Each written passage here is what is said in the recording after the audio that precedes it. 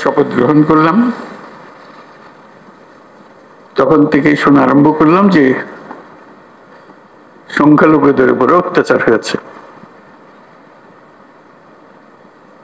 আমার মনটা খারাপ হয়ে গেল। একটু আগে বললাম আমি এই কথা, এখন বলেছি অত্যাচার হয়েছে। এর পরে আমি ঢাকেশ্বরী মন্দিরে গেলাম, আপনারা ছিলেন। সেখানেও একই কথা বললাম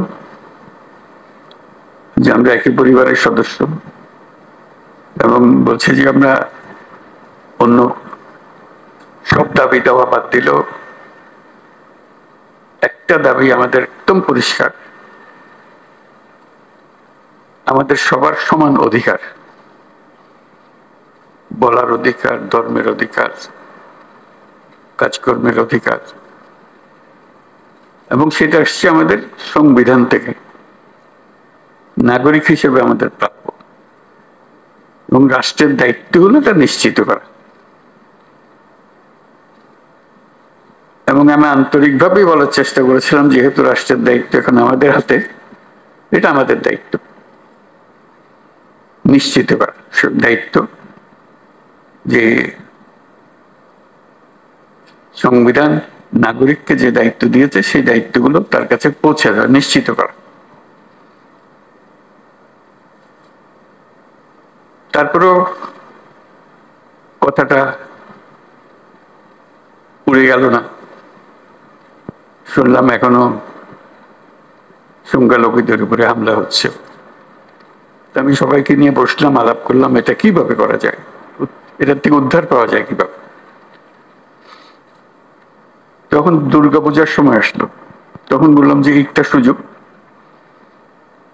কারণ এখানে একটা বড় সমস্যা হইতে পারে, যেহেতু এটা পূজার ব্যাপার, আনন্দের ব্যাপার, উৎসবের ব্যাপার, এখানে হামলা হওয়ার সম্ভাবনা আছে। আমাদেরকে নিশ্চিত হতে হবে যে হিন্দু সম্প্রদায়ের উপরে কোন রকমের হামলা যেন না হয়। আমি খুব খুশি হলাম, সবাই এটা খুব সিরিয়াসলি নিল। আপনাদের মনে আছে, খুব উৎসব সহকারে সবাই দুর্গাপূজা করলো।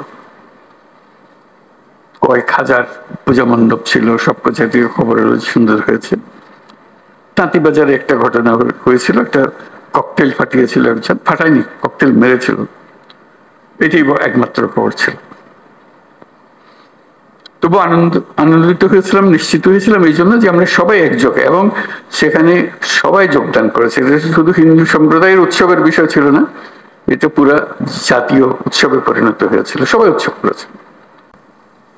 ছেলে মেয়েরা গেছে, বুড়া বুড়িরা গেছে, মুসল্লিরা গেছে, মৌলানারা গেছে, সবাই গেছে, আনন্দ সহকারে করেছে। তারপরে মনে একটু তৃপ্তি পেলাম যে না, একটু তো কাজ করেছি। এখন আবার নতুন কথা, হামলা হচ্ছে, অত্যাচারিত হচ্ছে, এবং বিদেশি গণমাধ্যমে না, এটা প্রচার মাধ্যমে বলবো, প্রচার মাধ্যমে প্রচারিত হচ্ছে যে এটা হচ্ছে। তা আমি খোঁজ নিচ্ছি যে কেন হচ্ছে, কি হচ্ছে, সব দিক থেকে খোঁজ না, হচ্ছে না। এক খবর হলো হচ্ছে, আর খবর হলো হচ্ছে না, মাঝখানে একটা ফাঁক থেকে যাচ্ছে, এটা ঠিক না, এটার অবসান হতে হবে। আমাদেরকে যে তথ্য আমরা পাচ্ছি সেই তথ্য ভুল হতে পারে, কাজে তথ্যের উপরে ভরসা করে বসে থাকলে কিছু নাই, এটা অন্ধের মতো বসে থাকার মতো। আমাদেরকে ভেতরে গিয়ে দেখতে হবে প্রকৃত ঘটনাটা কি, তথ্যের মধ্যে গরমিল কেন, তা কি ওরা যা বলছে সেটা মিথ্যা প্রচার, আমরা যা বলছি সেটা মিথ্যা প্রচার, সত্যটা কোথায়? এই সত্য, প্রথম কথা হলো আমাদের লক্ষ্যের মধ্যে কোনো ফারাক নেই, কোনো গোলমাল নাই, এটা আপনাদেরকে নিশ্চিত করা। এবং তথ্যগুলো কিভাবে আমরা পাবো, ঘটনা ঘটছে সেটা আমাদের জানা, প্রকৃত তথ্য। অনেক সময় সরকারি তথ্যের উপরে ভরসা করা যায় না, কর্তা যা চায় সেভাবেই বলে দেয়, আসলটা মন খুলে বলতে চায় না, তো যেহেতু কর্তা নারাজ হবে তাতে। আমরা আসল খবরটা জানতে চাই, কিভাবে জানতে চাই, এবং সেই প্রক্রিয়াটা প্রতিষ্ঠিত করতে চাই। এটা শুধু আজকের 2 দিনের গোলমালের কারণে একটু চঞ্চল হয়ে কথা বলছি তা না, প্রকৃত পক্ষে এটা স্টাবলিশ করতে চাই যে ঘটনা ঘটতে পারে। এটা এত বড় একটা দেশের মধ্যে কত রকমের কাণ্ড, তার মধ্যে একটা কাণ্ড হয়ে গেছে, হয়ে গেলে তাৎক্ষণিকভাবে যেন খবরটা পাওয়া যায় এবং সমাধান করা যায়। যে দিক থেকে দোষী তাকে বিচারের আওতায় আনতে হবে, এটাই হলো সরকারের দায়িত্ব। প্রথম কথা হলো যে এটা না হওয়াটা পরিবেশ সৃষ্টি করা, একটা যদি হয়ে যায় তাকে তাৎক্ষণিকভাবে সেটার প্রতিকারের ব্যবস্থা করা, এটাই হচ্ছে। আমি যা বলছি আমার মনে হয় বাংলাদেশের বেশিরভাগ মানুষ তাই মনে করে, এভাবে হওয়া উচিত। যে আমরা যেহেতু এক পরিবারের মানুষ, কাজে এক পরিবারের মানুষ হিসেবে শপথ গ্রহণ করলাম, আমাদের সামগ্রিক দায়িত্বটা যেন আমরা পালন করতে পারি, তখন থেকেই শোনা আরম্ভ করলাম যে দায়িত্বটা আমরা যেন সম্পন্ন করতে পারি। সংখ্যালঘুদের উপরে অত্যাচার হলো বড় বিষয়, এবং প্রতিকার। একটা হলো তথ্য, আমার মনটা খারাপ হয়ে গেল, একটু আগে বললাম আমি পেলাম তথ্য, প্রতিকার হচ্ছে এটা সমাধান। এর পরে আমি ঢাকেশ্বরের মন্দিরে সমাধান করতে হবে, সেই সমাধানটা আমরা কিভাবে করবো আজকের আলোচনা, এটা সেখানেও একই কথা বললাম, আলাপ করবো। আমাদের লক্ষ্যে আমরা একটা পরিবারের সদস্য।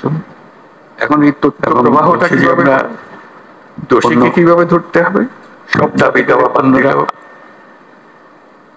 একটা দাবি আমাদের মেসেজটা পেয়ে যায় যে এখানে গোলমাল করে সুবিধা হবে না। আমাদের সবার সমান অধিকার, তার পরিবার জেনে যায়, তার প্রতিবেশী জেনে যায়, ধর্মের অধিকার, সে ধরা পড়ছে, কাজকর্মের অধিকার, ভবিষ্যতে কেউ উৎসাহিত না। এবং সেটা আসছে আমাদের সংবিধান থেকে। এক বাংলাদেশ নাগরিক হিসেবে চেয়েছি, সেটার নামই আমরা নতুন বাংলাদেশ, এবং রাষ্ট্রের দায়িত্ব হলো এটা নিশ্চিত, এবং আমরা এটাতে বিশ্বাস করি। এটা শুধু কথা দিয়ে আপনাদের, এবং আমি আন্তরিকভাবেই বলার চেষ্টা করলাম যেহেতু রাষ্ট্রের দায়িত্ব এখন আমাদের হাতে, এটা আমাদের হবে এবং দ্রুত করতে হবে। এটা ভবিষ্যৎ নিশ্চিত, এটা কথা বললে ভবিষ্যৎ তো আর আমরা কোনদিন দেখবো না, আমরা বর্তমানের মধ্যে আছি, বর্তমানেই সংবিধান নাগরিককে যে দায়িত্ব দিয়েছে সেটি আপনাদের কাছে পৌঁছে দেওয়া, নিশ্চিত করা, খোলাখুলি ভাবে আলাপ করবেন বিষয়টা, এবং এই তথ্যটা কিভাবে পাবো, তারপরে কিভাবে সংগ্রহ করব, কিভাবে নিরাপদে সংগ্রহ করবো, যে তথ্য দিচ্ছে সে আবার বিপরীতে গেল না, মুশকিল তো। শুনলাম এখনো ওইটাও নিশ্চিত করা সংখ্যালঘুদের, এবং সত্যি প্রকৃত দোষী ব্যক্তি আমি সবাইকে নিয়ে বসলাম, বললাম এটা কিভাবে করা যায়, আনন্দিত হয়েছে যে উদ্ধার পাওয়া যায় কিভাবে, খবরটা ঠিক জায়গাতে পৌঁছেছে, এবং সেই খবরটা তখন দুর্গাপূজার সময় আসলো, শুধু তখন একটা সুযোগ খবরের পেছনে এটা প্রতিকার এসছে। এখানে একটা বড় সমস্যা হিসেবে আলোচনা, যেহেতু এটা পূজার ব্যাপার, আনন্দের ব্যাপার, উৎসবের ব্যাপার, এখানে হামলা হওয়ার সম্ভাবনা আছে। আমাদেরকে নিশ্চিত হতে হবে উপদেষ্টা হিন্দু সম্প্রদায়ের উপরে কোন রকমের